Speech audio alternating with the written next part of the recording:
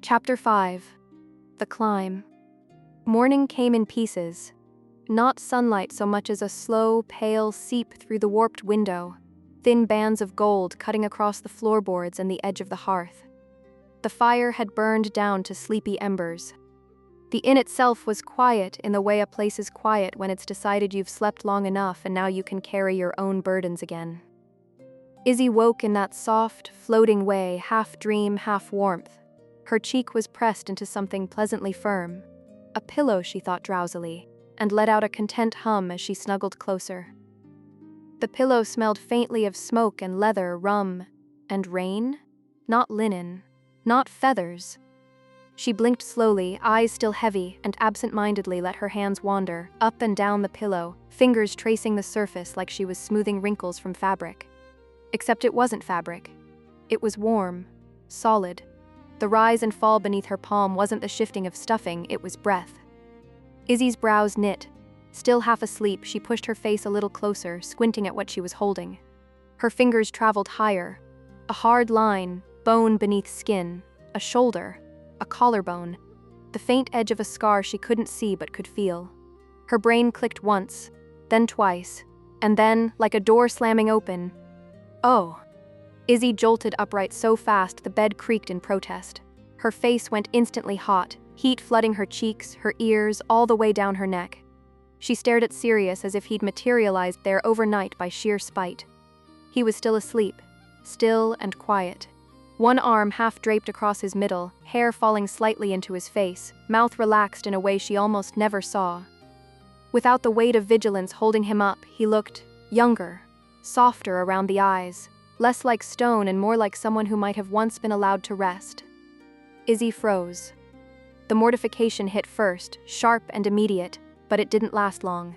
It got tangled up with something else, something warm and stupid and dangerous. She watched him breathe for a moment, studying the shape of his lashes against his cheek, the faint line of his brow, the way his lips parted just slightly with each exhale. Her heart did something irritating in her chest, slowly, carefully, like she was testing whether the world would punish her for it. Izzy lowered herself back down. Not all the way, just enough that her shoulder brushed his arm again. He didn't wake. Her cheek found his shoulder once more, and her hand, almost of its own accord, settled lightly against his chest. This felt. A shadow moved. Izzy's eyes snapped open.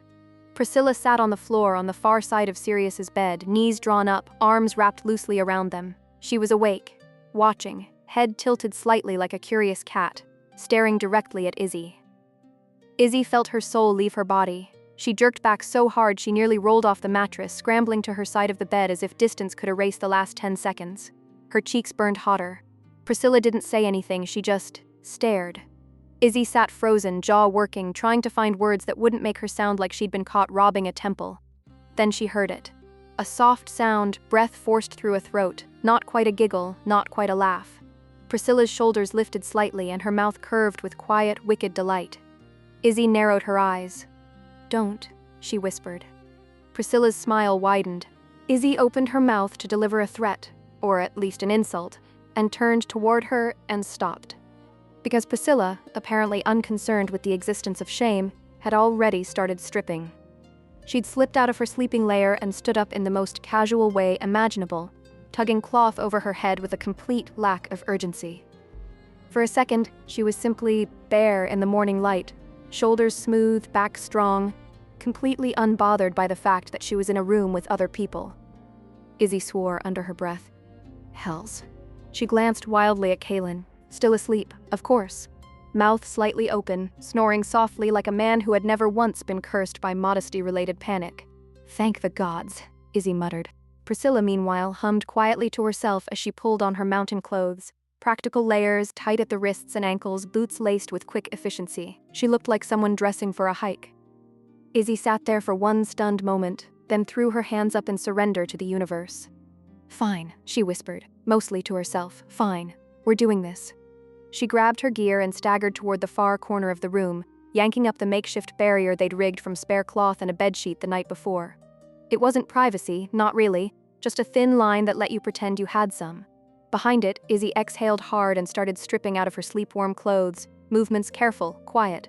She dressed with the practiced rhythm of someone who'd done it 1,000 times. Leathers first, then belts, then the hidden loops and sheaths, then boots. As she moved, her hands brushed over her skin, over the map of herself. Old scars, pale and thin, a slash along her ribs from years ago, a burn mark on her shoulder from a bad spell in a worse alley, a notch at her hip where a blade had almost found something vital. Newer marks too, fresh bruising from the bandit's punch, the sore line of a nick still healing from the mill, and the tender ache from the fall in the forest, the one Sirius had caught her from, dragging her out of danger like she weighed nothing at all. Izzy paused, fingers lingering a heartbeat on that sore spot, as if touching it could anchor the memory in place. Then she forced herself to move again. When she was finished, she tightened the last strap, checked her blades, and pulled the barrier aside with a swift motion, like ripping off a bandage. She expected Priscilla to be ready, or at least still dressing. Instead, Priscilla was in bed, curled beside Sirius's like she'd been there the whole night. She had scooted in close, head tucked against back, her arms wrapped around him, her eyes closed. And across her face was the biggest, most mischievous smile Izzy had ever seen her wear. As if she'd been awake the whole time. As if she'd staged the entire thing purely to watch Izzy suffer. Izzy stared. Priscilla didn't open her eyes. The smile only deepened. Izzy pointed at her, outraged and whispering, You little... Priscilla let out a small, satisfied hum, like a dragon purring. And Sirius, still asleep, shifted slightly on the bed, completely unaware that the morning had already become war. Izzy stood there for a heartbeat longer, staring at Priscilla's infuriatingly peaceful, smug little smile, then made the only choice she could. She grabbed the nearest boot and lobbed it gently at Kaylin's bed. It hit the blanket with a soft thump. Kaylin didn't move. Izzy sighed, picked up the other boot, and threw that too. This one caught him in the shoulder.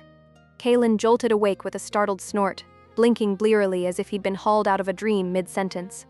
What? Who? His gaze landed on Izzy, then the boot, then back on Izzy. Are you throwing footwear at me? Yes, Izzy said brightly. Rise and shine, we're climbing a death mountain today. Kaylin groaned and flopped back onto the mattress. Death mountain, huh? Izzy turned to Sirius's bed. Sirius was still asleep, head angled slightly toward the window, hair messy in a way he would be offended by if he were conscious. Izzy hovered for half a second, then, very carefully, reached out and nudged his shoulder. Hey, she murmured. Wake up. No response. She nudged again, a bit firmer. Sirius. His eyelids flickered. A slow inhale. Then he opened his eyes, gray, dull with sleep, instantly sharpening as if waking was something he did with a blade already in hand. He looked at Izzy, then looked around the room, took in Kaylin sitting up and scowling. Priscilla curled into him with a maddening smile that lingered. His gaze returned to Izzy, and for a fraction of a second, just a flicker, something warm passed through his expression, as if his body remembered the weight against his shoulder before his mind caught up. Then it was gone. He sat up, rolling his shoulder once like he expected it to ache. Time? Sun's been out a while, Izzy said. We should move. Kaylin sat up with a grunt, dragging a hand down his face. How do you always wake up looking like you're ready to kill something? Sirius's answer was simple. It's a gift. Priscilla finally opened her eyes and pushed herself to her feet, stretching like a cat. Her tail flicked once behind her, then tucked back into control. She looked between them, calm and steady now, as if the morning mischief had never happened. Kaylin swung his legs off the bed and began lacing his boots. All right, he said. Gear up. We don't know how far we can get before the moon starts being helpful. Izzy tightened her belt, checking her rapier and dagger like she could ward off bad luck with good straps. We see how far we get, she agreed. And if we hit a point where the runes make no sense without moonlight, we camp. Simple. Sirius stood, adjusting his new jerkin and cloak, movements controlled, careful. We'll keep moving until the path tells us to stop, he said, or until something else does. Kaylin's eyes cut to Priscilla. Which means, he said, voice gruff but not unkind. We're relying on you. You're the only one who can read those runes without making them up. Priscilla's mouth quirked. She lifted 2 fingers to her brow in an exaggerated salute, mock serious, almost smug, then nodded once. Yes. Kaylin snorted. That was the most personality you've shown all week. Priscilla blinked innocently. Izzy smirked. She's evolving. Within minutes, they were packed again. Bedrolls rolled tight, water skins filled, blades checked, boots retired. The in-room looked almost untouched, except for the faint scent of last night's stew still clinging to the air. Downstairs, the common room was quieter than it had been the night before. A few early travelers nursed drinks like they had nowhere urgent to be. The bartender didn't ask questions, just took Sirius's coin with the same indifferent professionalism. No sign of the loud drunk from last night, no sign of the hooded woman with the mirrored eyes. Sirius didn't look for them, but his gaze swept the room all the same, steady and unreadable. They stepped outside into Threshold's morning-bright streets, cold air, the mountain looming like a promise and a threat behind the rooftops. The city already stirred around them, but for the party, it felt like the world narrowed again to one direction: up. They moved through the gates and along the well-worn path that led toward the base. The tourist stones and carved markers began again as the road thinned into a trail and the air grew sharper with altitude. The city noises faded behind them until all that remained was wind, distant birds, and the soft clink of gear. No sign of other climbers today. No familiar footprints to follow, no Corin, no Lysandra, just the four of them, leaving warmth and walls behind, stepping into the mountain's shadow with packs on their backs and runes waiting ahead like teeth in stone. Priscilla walked near the front now, eyes scanning each carved rock as they approached, fingers brushing the first set of runes as if greeting an old language. Kaylin fell in beside her, protective without trying to be. Izzy and Sirius followed, close enough to cover, far enough to breathe. And as the city shrank into the distance behind them, the mountain finally filled their world. The climb began as if it wanted to lull them. The first stretch was almost pleasant. Stone steps had been carved into the mountain's lower slope, wide enough for two people to walk abreast, worn smooth by countless boots and countless hands. Polished posts marked the safer turns. Ropes had been strung in places where the drop fell away too sharply for comfort, and little plaques, half-weathered, half-new, had been bolted to the rocks with cheerful, ridiculous names. The Moonwalker's switchback sightline. Ridge, do not feed the goats. Izzy smirked at that last one, eyeing a cluster of shaggy mountain goats perched on a ledge like they owned the world. One stared back at her with the judgment of an ancient god. This is insulting, she muttered. They've turned prophecy into a stroll. Kaylin grunted. Tourists pay for that kind of insult. Sirius didn't comment. He simply moved with a steady, measured pace, letting the trail unfold ahead of him. His new cloak trailed behind like a shadow, the fur collar brushing his jaw when the wind grew stronger. He looked made for this terrain, hunter and ghost both, until you remembered he was carrying the same weight as the rest of them, just with less complaint. Priscilla walked quietly, fingers grazing the carved stones whenever runes appeared. Some were newly chiseled, added by city hands to make the path feel more authentic. Others were old, older than the city, older than the people who had decided to profit from it. Those made her slow, head tilting as she read them without speaking, lips moving faintly. The higher they climbed, the more threshold spread beneath them. At first it was rooftops and smoke, then it became streets like veins, squares like open palms, the river beyond like a silver ribbon cutting through the world. The mountain air grew thinner, cleaner, carrying the scent of stone and cold sun. The city's noise faded into a distant hum, like the world below had been wrapped in cloth. They reached a broad shelf in the rock where someone had built a viewing platform, wooden railing, a few benches, even a carved sign that promised a panoramic view of Threshold and the lower vale. Izzy leaned on the railing and peered down. Hells, she breathed. It almost looks peaceful. Kaylin joined her, arms crossed. From far enough away, everything looks peaceful. Sirius didn't go to the railing. He stood a few paces back, gaze fixed on the city as if he were counting exits, measuring distances, memorizing the shape of something he might never want to return to. Priscilla drifted to his side without a word. She hesitated, then let her head rest lightly against his shoulder. The gesture was quiet, familiar, almost absent-minded, like leaning on him was as natural as breathing. Sirius didn't flinch, he didn't move away. His posture softened by a fraction, the line of his shoulders easing as if the contact anchored him somewhere the mountain couldn't reach. Izzy watched it from the railing, something warm and strange twisting in her chest. She didn't comment, she just turned back to the view and let the wind cool her face. After a few minutes, they moved on. The path narrowed beyond the viewing shelf. The tourist comforts thinned, fewer railings, fewer signs, more raw stone. The steps became uneven, carved by old hands and eroded by time. The runes grew more frequent, etched into boulders like scars, and Priscilla's focus sharpened with each one. Then they reached the end of the tour.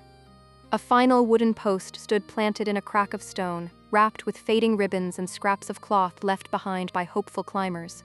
A sign hung crookedly from it. "Trail ends here. Beyond this point is unsupported terrain. Climb at your own risk." Beyond it, the mountain rose in harsher angles, broken shale, sharp ridges, and a winding line that disappeared into fog. No benches, no railing, no charming plaques to make it feel safe, only stone and sky. A small group stood there, gathered like they were debating their own courage. 4 adventurers by the look of them, travel packs, climbing rope coiled at one waist, a woman with a spear taller than she was, a broad-shouldered man checking the edge of an axe. They looked tired but excited in that reckless way people got when they believed the mountain owed them something. They turned as the party approached. "Hey," the spear woman called. "You lot headed up past this?" Kaylin answered first, cautious. "Not sure yet." The woman's gaze flicked over them, taking in Sirius's cloak, Izzy's blades, Priscilla's quiet stillness. "We saw 2 others start the climb yesterday," she said. "A pair, dangerous looking. We're not stupid enough to go alone if there's trouble." Izzy's smile tightened, playful edges thinning. 2 others? The spear woman nodded. "Yeah, came through the trail, quiet ones, didn't talk much." Sirius's eyes narrowed slightly, though his expression stayed calm. Kaylin glanced at Priscilla, then Izzy, then Sirius. Izzy could see the calculation unfolding behind his eyes. If they're ahead, if they started climbing, if Celine's people were already moving, then going alone meant being easier to isolate, safety in numbers, at least for a while. "We aren't tourists," Izzy said lightly, though her eyes stayed sharp. "But we weren't planning to announce ourselves by walking in a parade, either." The axeman chuckled. "Parade's still better than a funeral." Sirius remained silent, gaze drifting past them to the path beyond the sign. The mountain looked steeper from here, hungrier. Izzy stepped closer to Kaylin, voice low. "If those 2 are ahead, I'd rather not stumble into them with no witnesses," she murmured. Kaylin's jaw tightened. "Agreed, but we don't want tag-alongs when we need to move fast," Sirius's voice cut in quietly. "Then we use them until we don't." Priscilla nodded once. "Numbers," she said, then added, almost like an afterthought, "safer." Kaylin exhaled through his nose, decision made. He looked back at the small group of adventurers. "We'll travel together for now," he said, "but we move at our pace. If anyone panics, they turn back. No heroic." The spearwoman grinned, relief flashing across her face. "Deal." They made quick introductions, first names only, the kind you give strangers when you might be forced to trust them with your life but not your secrets. Hands were shaken, ropes checked, gear adjusted, and then, as one loose cluster, they stepped past the crooked sign and onto the unsupported trail. The mountain's true climb had begun.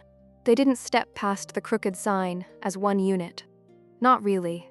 It was more like 2 wary circles overlapping, each measuring the other before deciding it was safer to share the same air. The 4 strangers stood in a loose line near the post, gear checked and rechecked, rope, pettons, packs cinched tight.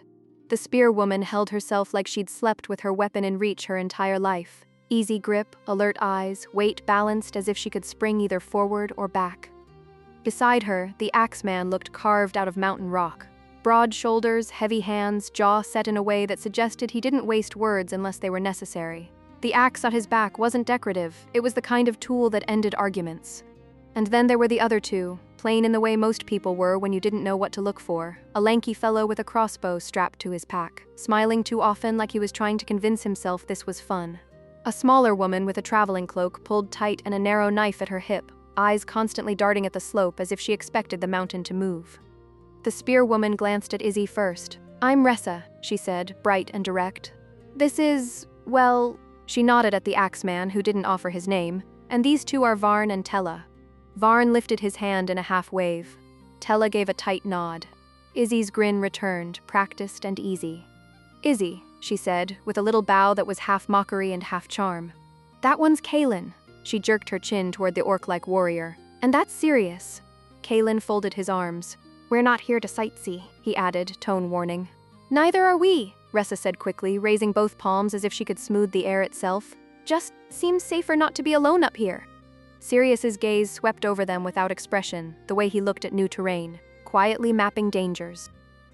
Priscilla stood slightly behind him, hood up, hands tucked into her sleeves.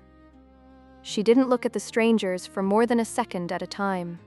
Her tail was hidden, but Izzy could feel the tension in her posture, like a held breath. Ressa's eyes flicked toward Priscilla and lingered. And her? Priscilla didn't answer. She didn't even nod. Izzy opened her mouth to fill the silence, but Sirius spoke first. "This is Priscilla," he said simply. Ressa's brows lifted as if she expected more. Sirius didn't give it. He didn't explain why Priscilla didn't speak much. He didn't offer reassurances. He just looked at her, calm and stone-faced, and somehow that made the introduction feel complete. Priscilla, to her credit, dipped her head once, a small acknowledgement that she'd heard. Ressa smiled anyway, like she'd decided not to take it personally. "Nice to meet you, Priscilla." Kalen shifted his pack higher. "We should move," he said, impatience creeping back in. They started forward together, one stretched line as the trail narrowed into something rougher. The tourist-carved steps vanished quickly, replaced by broken shale and natural ledges. The wind tasted colder, like stone left out under starlight. Ressa fell into step near Izzy and Kalen, talking as if words could keep fear from settling in. "You heard about the animals up here?" she asked, glancing up toward the fog that clung to higher ridges. Izzy made a face. "I've heard everything from mountain lions to ghost goats." Ressa laughed, but it was thin. "Not goats. There's big cats, sure. Cliff wolves. Something with horns that'll gore you if you blink wrong." She gestured ahead with her spear tip. "And that's not even counting the things people swear they saw and no one believes," Kalen grunted. "If it bleeds, I can kill it." Ressa gave him an impressed look. "I like you." Izzy nudged Kalen with her elbow. "See? Your murder optimism is charming." Kalen rolled his eyes. "It's not optimism. It's experience." The axeman walked on the other side of the line, silent as a shadow despite the weight of his weapon. He didn't speak, didn't laugh, didn't add anything to Ressa's list of horrors. But he watched. Izzy felt his gaze more than she saw it, an intermittent weight at her side, like someone's eyes were a hand brushing the edge of her cloak. When she finally glanced over, she caught him looking her up and down with an unreadable expression. New leering, exactly. Not obviously, just assessing, in a way that made the hairs at the back of her neck twitch. Izzy raised a brow in silent challenge. The axeman looked away as if he'd never been staring at all. She huffed softly and turned back to the trail, telling herself it was nothing. Plenty of men looked at her, sometimes because they wanted her, sometimes because they feared her, sometimes because they couldn't decide which. It wasn't worth feeding. Still, she subtly shifted closer to Kalen's shoulder without thinking. Ahead, Varn the crossbowman stumbled once on loose shale and laughed too loudly to cover his nerves. Tella muttered something under her breath, either a curse or a prayer. The mountain path began to tilt upward more sharply, forcing them into single file. The city of Threshold fell farther behind them, shrinking into a patchwork of rooftops and pale smoke far below. Sirius kept to the rear, silent, letting the others take the lead while his eyes tracked every movement, every loose stone, every sudden quiet. Priscilla stayed near the middle now, close enough to Kalen that he could grab her if the trail crumbled, close enough to Sirius that she could feel him without needing to look. And as the line of climbers pressed on into colder air and thinner light, their introductions faded into the steady rhythm of ascent, boots crunching shale, wind tugging cloaks, and the unspoken truth that none of them truly knew the people beside them. Not yet. The climb changed its mood the way mountains always did, without asking permission. Late afternoon light thinned, stretching long shadows across the shale. The wind sharpened as the sun lowered, cold creeping up through rock and boot soles. The path that had felt merely steep in daylight began to feel treacherous in the dim, each loose stone suddenly capable of betrayal. Threshold was far below now, reduced to a small patchwork of rooftops and smoke. Up here there was only stone, sky, and the growing sense that the mountain was slowly closing around them. Kalen, as if refusing to let the silence win, tried to lighten the air the only way he knew how, by poking it with a stick until it bled. He glanced back at the axeman trudging along ahead, shoulders set, expression carved into a permanent scowl. You always look like that, Kaelin called, or is it just your face when you're thinking? The axeman slowed half a step. His grip tightened on the strap across his chest. He didn't turn, but the tension rolled off him like heat from iron. Kaelin kept going, because of course he did. It's impressive, really. You've got the whole silent and miserable thing nailed. I didn't know it was a climbing technique. The axeman's head snapped slightly to the side. For the first time all day, his expression cracked, anger flashing hard and fast. Ressa immediately stepped in, too quick, too practiced. "Oh gods, Kaelin, don't mind him," she said, forcing a laugh. "He's always like this around new people. Right, Bran?" The axeman's jaw flexed. He turned just enough for them to see his eyes, dark, sharp, and suddenly very awake. "Fuck off," he snarled. Not at Kaelin, not even at Ressa specifically, but at the whole world, and stalked farther up the trail, putting distance between himself and everyone else like it was a shield. Ressa winced, cheeks flushing. "Sorry," she said, breathless, embarrassed in a way that felt genuine enough. He gets like that. He doesn't mean..." Izzy lifted a brow, glancing after him. "Does he always mean it, though?" Ressa let out a helpless sound. "Usually." Kaelin muttered something about people with axes and fragile egos, but he backed off for now. Izzy's eyes drifted to Priscilla, who walked quietly as ever, hood up, gaze forward. "Sounds like someone we know," Izzy said lightly, gesturing toward Priscilla with her chin. "Except ours is at least cute about it." Priscilla's head turned slightly, a single, unimpressed word. "Rude?" Kaelin choked on a laugh. She spoke. Izzy grinned. "See? Cute." The trail narrowed into a cliff-hugging shelf as the last light bled out of the sky. Wind hissed up from the drop, cold enough to bite. Loose gravel slid underfoot with every step. And then Tella, walking near the edge, tense and tired, misjudged a foothold. Her boot skidded. She made a small sound, half gasp, half yelp, as her center of gravity pitched toward open air. Time snapped tight. A hand shot out, fast, brutal, certain, and clamped around her forearm. Bran yanked her back with enough force that she slammed into his chest. He didn't soften it, he just hauled her away from the cliff like she was a sack of grain and the drop was nothing but an inconvenience. Tella clutched his sleeve, shaking. He didn't even look down at her. "Watch your feet," he said, voice flat. Then, as if the incident confirmed something he'd already decided, he scanned the darkening slope ahead and spat. "We should make camp." Ressa opened her mouth, perhaps to argue, but even she looked at the sky and the trail and thought better of it. "He's right," she said quickly. "We shouldn't push it in the dark."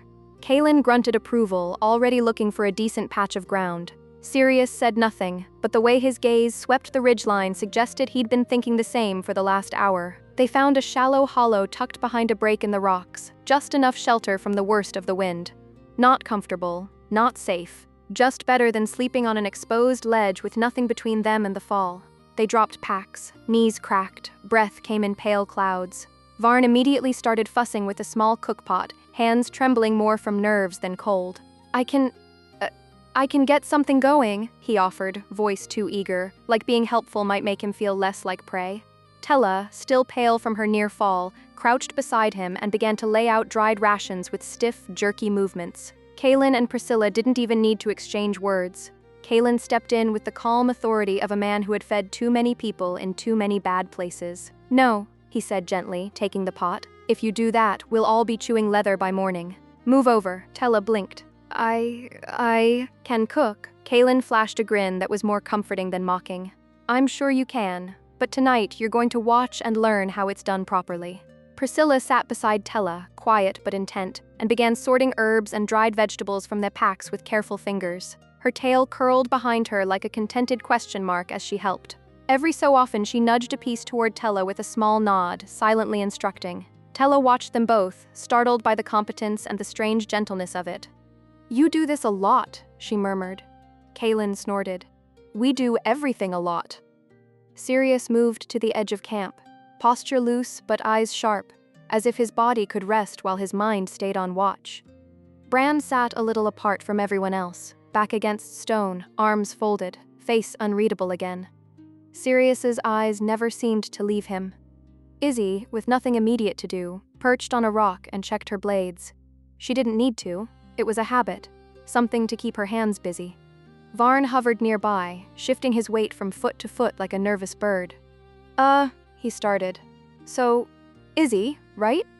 She looked up, giving him an easy smile. That's me. He swallowed, cheeks coloring faintly. You're, really brave. For doing this. Climbing up here. Izzy's expression softened in spite of herself. There was something painfully earnest about him, the way his words tripped over each other as if they were too big for his mouth. It tugged at an old memory, Renlin's hesitant questions, wide eyes, that fragile bravery that wasn't loud but was real all the same. Bravery's overrated, Izzy said, tone gentle. It's mostly just stubbornness. Varn laughed too hard, then winced like he realized he'd laughed too hard. Right, yeah, stubbornness. Izzy tilted her head. What about you? Why climb the mountain? Don't tell me you're here for prophecy. You'd have turned back on the tourist steps. Varn glanced toward Tella, who was watching Kaelin stir the pot like he was conducting a symphony. His expression shifted, growing quieter. There's a cave, he said, voice dropping. Somewhere up here. People talk about it in Threshold, like a story, you know? That a bandit lord used to stash his spoils up on the mountain. Gold, jewelry, enough to set someone up for life. Izzy's eyes narrowed slightly. And you believe it? Varn's hands twisted together. I don't know if I believe it, but I need to. My sister and I, Tella and me, we've got family down in the lowlands. Sick mother, debt, winter's coming and... He swallowed hard, the words suddenly heavy. Coin would change everything. Izzy stared at him for a moment, the charm in her face smoothing into something more real. That's a stupid reason, she said softly. Varn flinched. Izzy continued, because it's dangerous, and because the mountain doesn't care about your mother. Then she smiled again, small, crooked, kinder than the words. But it's also the kind of stupid reason I understand. Varn let out a shaky breath, relief flickering across his face. Yeah? Yeah, Izzy said. Just, if you find the treasure, try not to die before you spend it. A laugh escaped him, genuine this time. Behind them, Kaelin finally ladled out something warm and fragrant. Priscilla handed bowls out with quiet efficiency. The little camp filled with the smell of proper food, steam rising into cold air. For a few minutes, as night settled fully around them and the mountain creaked in the wind, they sat in a circle and ate like people who could almost pretend they were safe. Almost. Sirius sat a little apart from the warmth of the circle, close enough to feel the fire, far enough that it didn't pretend to be comfortable. He lifted his flask and took a slow sip of rum, letting the burn cut through the cold air in his lungs. Across the camp, the Axeman, Bran, Ressa had called him, sat with his back to stone, arms folded tight, jaw clenched like the world had personally offended him. He stared into nothing. Or maybe he stared through it. Sirius watched him the way he watched any unknown hazard, steadily, quietly, without giving away what he was thinking. Footsteps crunched over shale. Ressa dropped down onto a rock near him like she belonged there. Spear laid across her knees. She just smiled, easy and bright, despite the altitude biting at her cheeks. "Gimme a sip," she said, nodding at the flask. Sirius's eyes flicked to her, then down, assessing. The leathers were worn, the straps well kept, her hands calloused in the right places. She moved like a fighter. She smiled like she knew it helped. He hesitated a moment too long to hide the instinct. Then he held the flask out. Ressa took it with a grin. "I knew you had taste," she said, and drank like she meant it. 2 deep swallows that made her cough softly afterward. She wiped her mouth with the back of her hand, eyes watering slightly, then laughed. "Hells, that'll put hair on your chest." Sirius didn't smile. "You want that?" Ressa barked a laugh and handed it back. "Don't worry," she said, leaning in conspiratorially. "I've got better stuff stashed in my gear. Proper strong. I'll share next time we camp." Sirius took the flask, recapped it. "Assuming there is a next camp." "Oh, there will be," Ressa said, confident as a liar. "If we keep on the safe side of things, we'll be climbing for a few days at least. Slow and steady, no heroics." Her gaze drifted over the firelight circle, Kaelin stirring the pot again like he couldn't help himself, Priscilla sitting close with her hood half down. Izzy talking to Varn with that gentle, coaxing smile he wore which he wasn't trying to pick a fight. Then Ressa's eyes returned to Sirius, curiosity sharpening. "So," she said, voice dropping slightly as if this made it private. "Why are you climbing?" Sirius didn't answer right away. He stared at the flask in his hand, then took a small sip, buying time. "Old legend," he said at last. Ressa's face lit up like he'd just handed her a gift.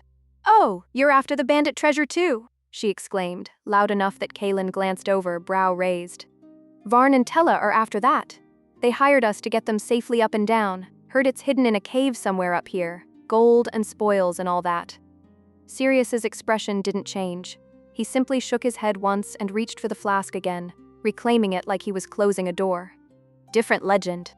Ressa blinked, then grinned wider. "Well, looks like we've got some competition." "Not from us," Sirius said, calm as stone. She leaned back on her rock, studying him with too much interest.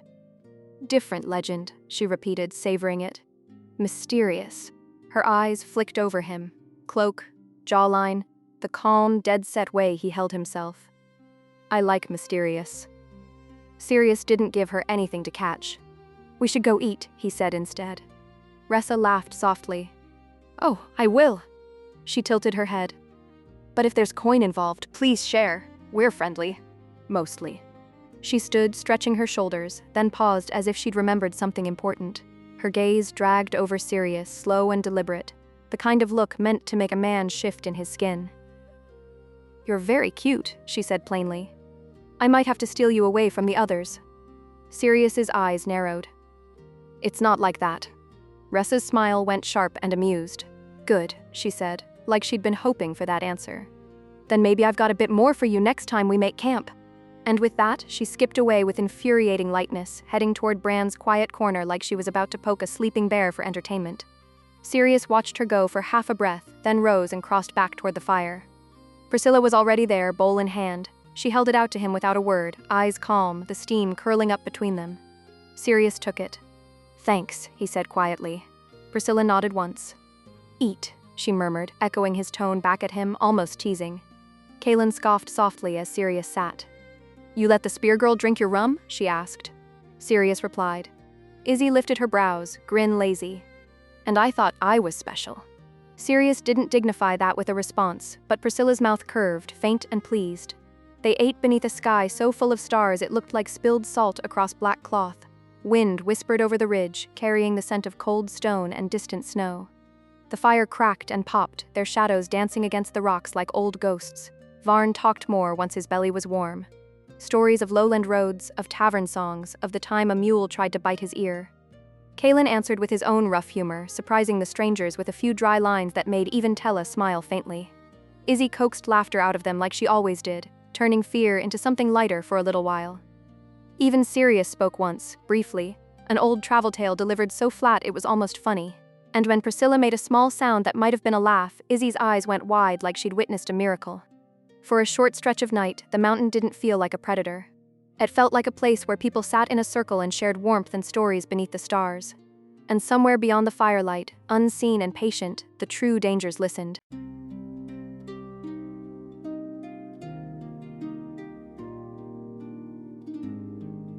Thank you for listening. Please like, comment, and subscribe. More chapters are on the way.